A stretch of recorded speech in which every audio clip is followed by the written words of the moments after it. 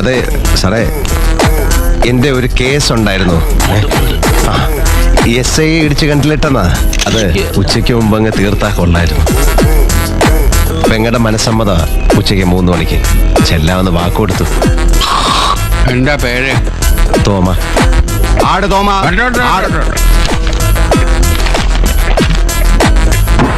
Case വിളിക്കൂ. ആട് തോമ.